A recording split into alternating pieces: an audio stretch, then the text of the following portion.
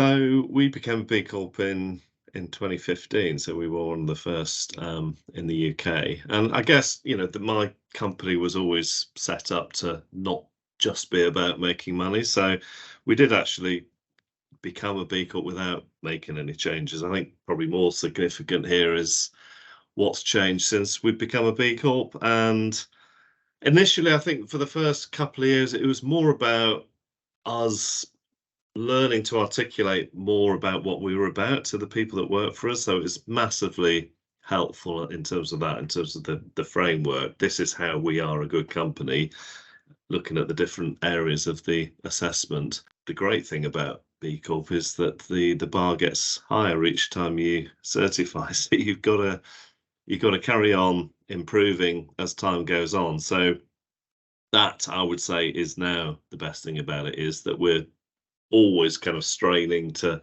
improve in all sorts of different areas. We've actually got another certification date due later this year. So yeah, we've put in loads of stuff since the last certification. Hopefully our point score will improve. And more recently, it has actually helped us get some business in the last couple of years, which wasn't the case for the first 7 years of being a B Corp. But more recently, companies are now coming to us because they want to deal with a wholesaler that is good for people and good for the planet.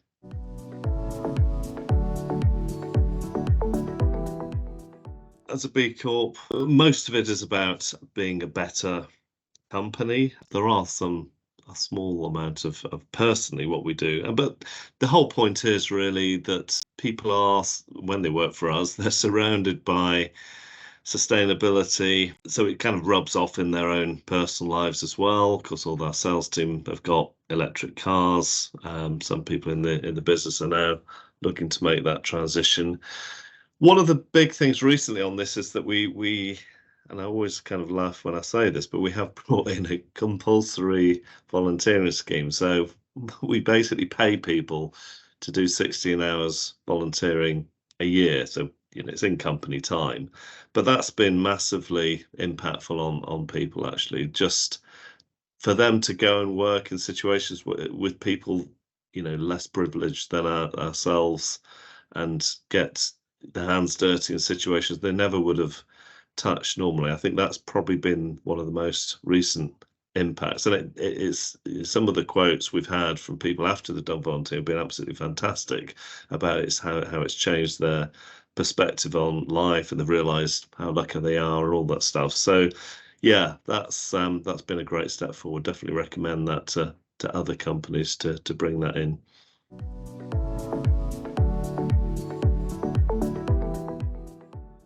Well, we're always interested in anything that's following a new trend. There is usually a mixture, to be honest. There's some great stuff, and there's also some not so good stuff. So for us, anything that's doing something slightly different. Obviously, the specialty food sector's grown strongly for 25 years, so it is probably more and more difficult to find unique products, but there's always a new twist on an old idea, and that's probably the things we're looking for. And for us, this year we're actually launching frozen, so anything frozen will be of particular interest to Cotswold Fayre at this year's show.